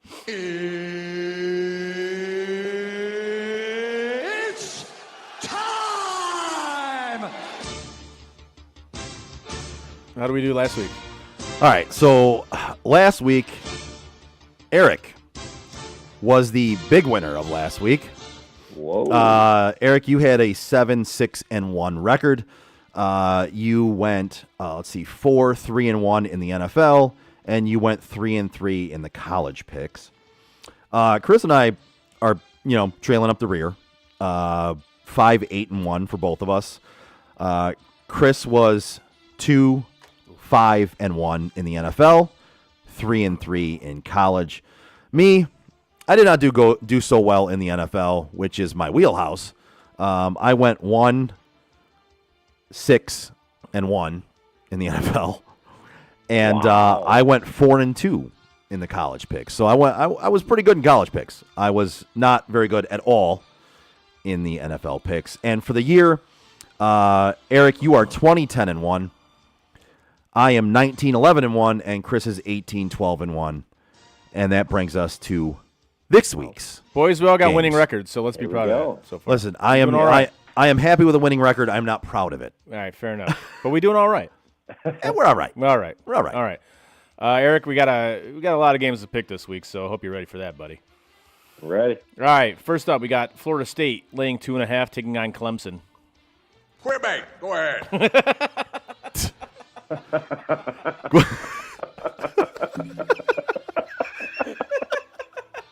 Oh my God. That was great. Give me Florida State. I mean, if you want to live up to the stereotype, I I suppose. that was pointed at. Oh shit. Sorry, Eric. I just every once in a while I gotta throw some funny shit in. You know what? You, Bob. I'm gonna be with you on that one. I'm gonna take Florida State minus the 2.5. I am taking Clemson. I think Clemson wins the game outright. Wow. All right. All right.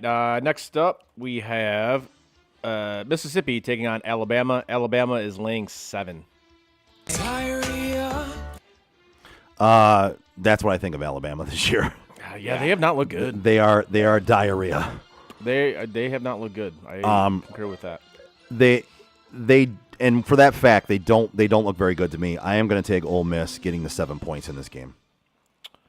All right, Eric, what you got? Yep, I am also going with Ole Miss. Alabama looks absolutely terrible. I am going to roll with Alabama on this one. Well, fuck you. Hey, we got to change them up. We can't go all chalk on Elise. That's boring. That is definitely boring. Next up, we got Colorado taking on Oregon. Oregon is laying 21.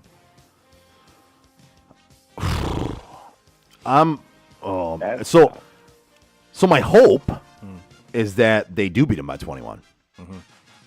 I think 21's a lot in any game. Give me Colorado to cover the 21, but I really am hoping I'm wrong, and I hope Oregon just fucking annihilates them Joe, to put this to rest. Joe, I'm with you as well. I think 21's. I don't care even if the game is at Oregon and Colorado's going to be without arguably their best player, their best receiver anyway. Right. But yeah, 21's a lot, man. I'm going to roll with Colorado on this one. Yep, I'm also going Colorado. 21's way too many. There you go. Nice. Next up, we got UCLA taking on Utah. Utah's laying 4. Give me Utah minus 4 in this game. I don't think UCLA can hang with Utah. I think Utah's just a more solid team than they are. I'm going to roll with Utah as well. I think Utah is going to be sneaky good this year. Yep. I think they're going to have a legit shot to get to the playoff. I think they're a better all-around team than some teams that are even ranked higher than them, truthfully. Did we lose Eric? All right. No, you didn't lose me. All right. Shut up. I hate you. I'm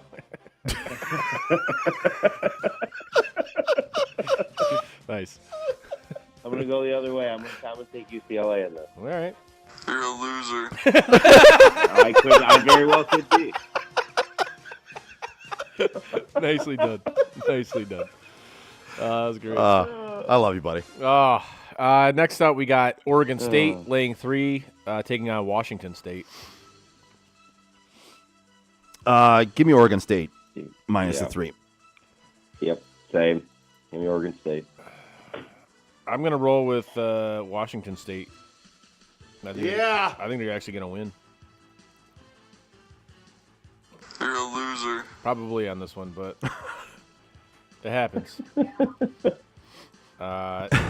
Next up, we got Iowa taking on Penn State. Penn State's laying 14.5. Give me Iowa in this game. I know Penn State has looked really well. I think 14.5 points is a fucking lot, though. Iowa still looks good enough. I think they can compete in this game. And Brian Ferentz needs to score points in order to keep his job. So give me them to keep this game at least within 14.5. Iowa. All right. Eric, what say you? Give me Penn State. Eric takes Penn State. No, I sound drunk. Yeah. And I can't do it. My hatred of James Franklin just won't let me do it. I gotta roll with Iowa in this one. Yeah. Like I despise that guy so much. I really do. Even though it's at Penn State, but I think they'll keep within like 10. Yeah. Yeah. Yeah, I'm with you there. I think Iowa keeps it within that point spread. I'm not saying they're going to win the game by any means, no, but certainly not. No. Next up, we got Maryland laying 7.5, taking on Michigan State. oof. Yep. What's the point spread in that one? Uglier. I don't even see that one on my list here. Maryland is laying 7.5. Give me Maryland. Okay. Yep. Michigan State's team is just like they're bad. Dude, talk about a dude that fumbled the bag like incredibly hard. Like, what is wrong with you? Dude, he could teach a class in fumbling the bag. Fuck, dude. Yeah, that was bad. Like, how do you do that?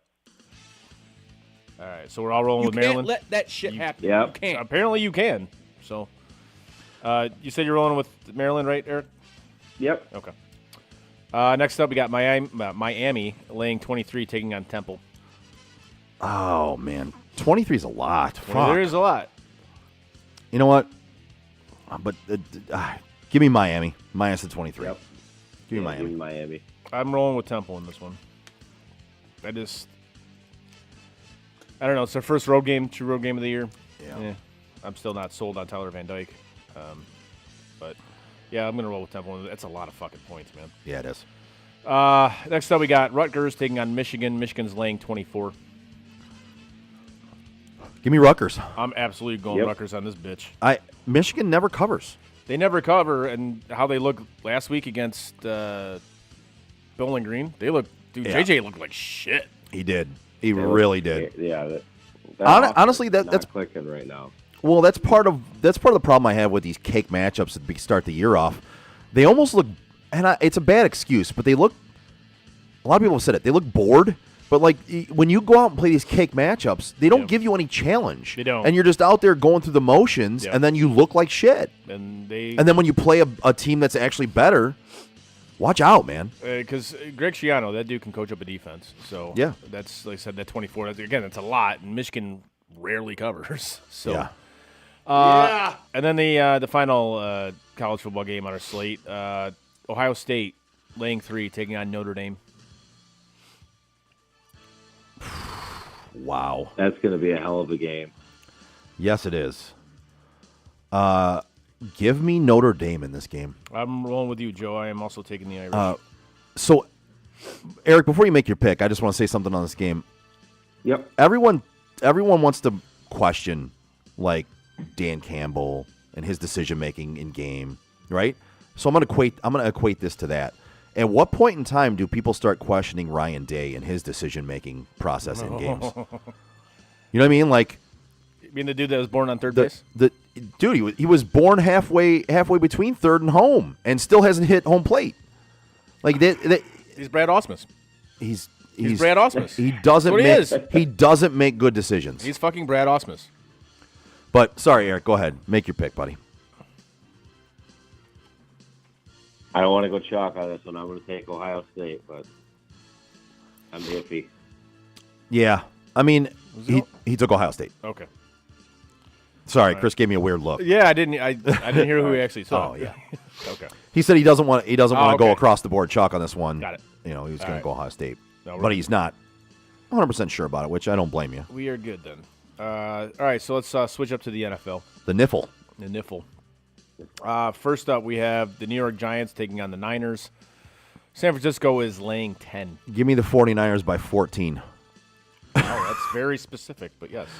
I mean, listen, I'll even give. It's only by 10. I'm going to give you extra points. The Niners are gonna trash the Giants. Eric, I'm assuming Yes, you're they rolling with are. San Francisco as well. Yes, they are. All right. Yep.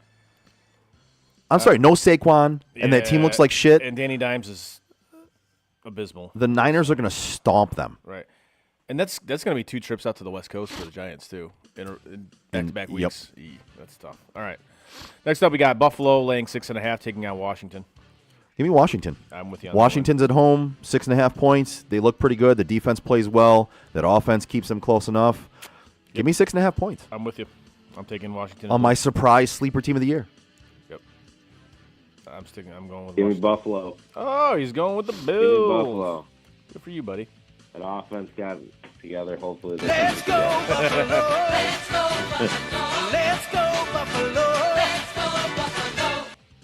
All right, next up we got Tennessee taking on Cleveland. Cleveland's laying 3. That was awesome. She loves it. That's great. That's great. That was fantastic. Bobby Becker said it could be 17.5. I'd still take the 49ers. I'm with you, Bobby. Bobby, once again, you are spot on, brother. I would take, if it was a 20-point, I would take them. I agree with you, man. I think they're going to stomp the Giants. Yes. Next up we got Tennessee taking on Cleveland. Cleveland is laying 3. Listen, as much as I dog Cleveland for this game that they just played against Pittsburgh, Yeah. not having Nick Chubb, they turned into a one-dimensional offense for a little while, but then they got back to running the ball. Jerome Ford looked good running the football. That offensive line is still good. Give me the Browns giving up 3 at home to beat the Titans, who the Chargers should have beaten this last week. I am going with the Brownies as well. Yep. Browns. Browns. Browns. Next up we got the Steelers taking on the Raiders. The Raiders are laying 2.5. Wow. I know, right? Give me the Raiders to win this one at home by a field goal. Neither one of these teams is very good. Pittsburgh might still be down a couple of offensive weapons. One of the offensive weapons that they might not be down just doesn't look good. Their quarterback in Pickett is just off and is not making the right reads at times. He was saved by a 70-yard touchdown to Pickens. Give me the Raiders to win this one by a field goal. I'm going to go with the Steelers in this one. I think their defense gets it done. Give me Las Vegas. The Raiders. Next up, we got the Eagles taking on Tampa Bay with Philadelphia laying 5. Ooh, I know. That's a weird line. That's a weird spread. that is a weird spread. Give me the Eagles. Wait, is this 2 Monday night games again? Yeah. Again? Is this going to be every fucking week? I think it's just these 2 weeks. Maybe. I don't know. So fucking weird. It is weird. But I like you could split screen it, which is nice. Yeah, I do like that. You know what I wish, getting off topic, I wish YouTube would let you split screen anything you wanted, but it only gives you certain things that you can split screen. Yeah, I okay. wish it would give you the option to split screen any channel you wanted. Oh, that'd be great. Yeah.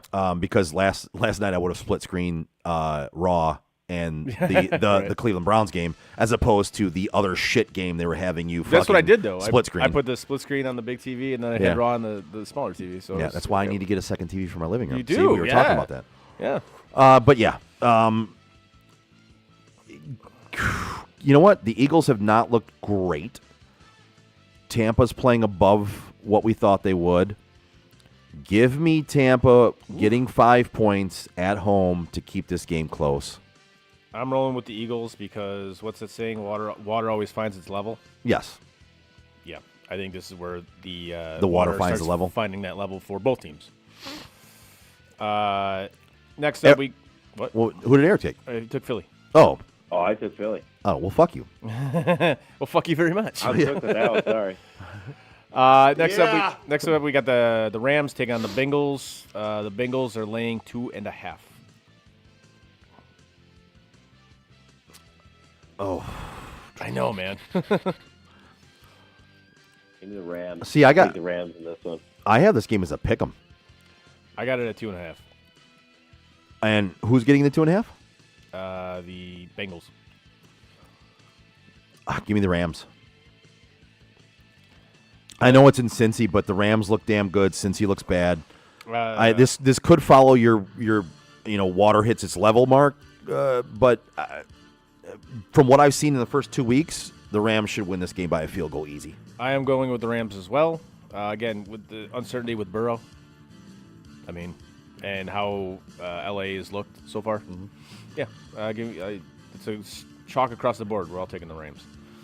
And the final game on the slate, the Falcons taking on the Lions. The Lions are laying 3.5. I'm gonna let you guys pick this game first. I'm gonna roll with the Lions. The I'm gonna go with Detroit. I think they're gonna have a bounce back game. I do. Yes, I'm going with the up down theory.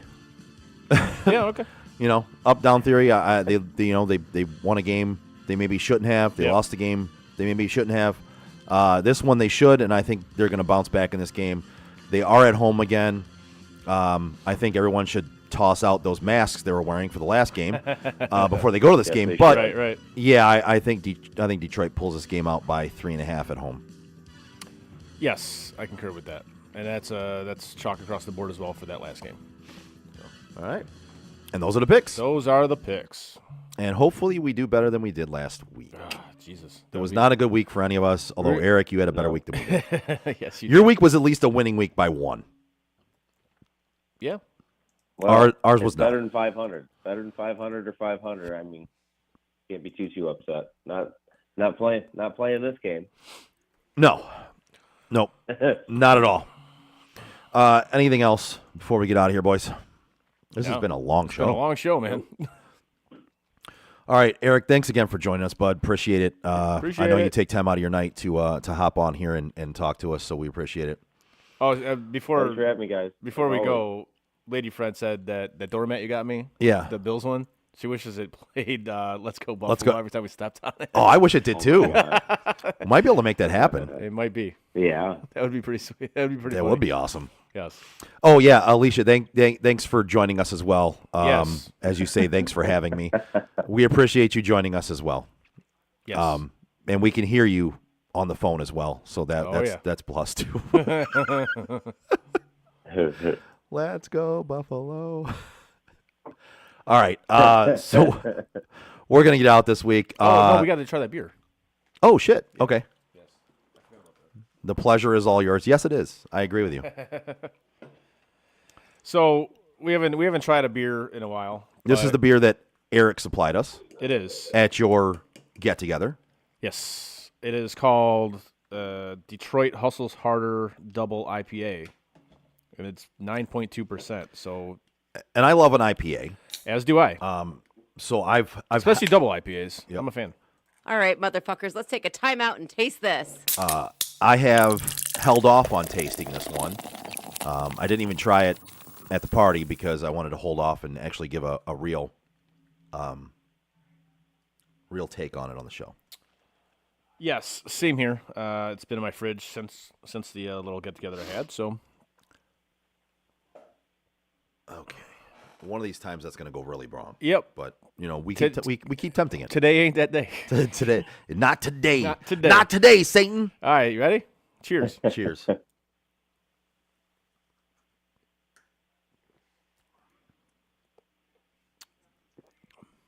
All right. That is a solid It's not bad. IPA. No. It is what I would expect out of an IPA. It is. It's nothing out of the ordinary, nothing different, nothing blows me away, but Nope. it is what I would expect out of a decent, good IPA. Give it like 3.7. Yeah, I'm gonna go. I don't know. Oh, I think. Oh, Eric left us. Yep. That's what that was. So I'm gonna give it. I'm gonna give it a 3.8. Okay. Yeah. But it's good. It's a damn good IPA. I like it. It is not bad. And Dennis, if you're still listening, yes, this is a John Van Beesbrook Throwback Panthers jersey, if you're wondering. Oh, did he ask that? No, Or I you're said, just- I said if he was wondering. Oh, gotcha, Yes. gotcha. All right, brings us to the end of the show. Give us a like, a share, and a follow on our social media like Facebook, Twitter, Instagram, Twitch, and YouTube. You You can find all of our podcasts on your favorite podcast provider. As always, check out SOTDET.com where you can see our show picks, who's winning, who's losing, who's getting what right, who's getting what wrong.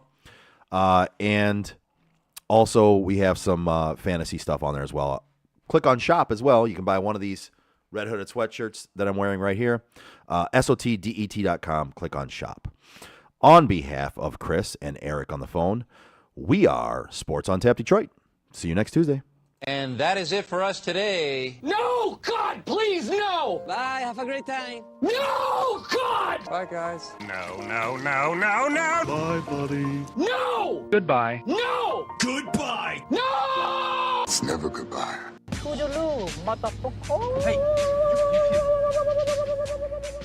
know, we've been through our ups and been through our downs.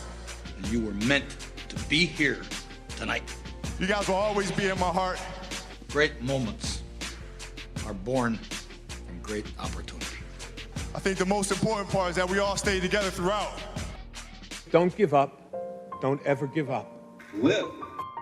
Fight like hell. The best thing I have ever done, the best thing I will ever do, is be a dad. God, I love you guys. Mamba out.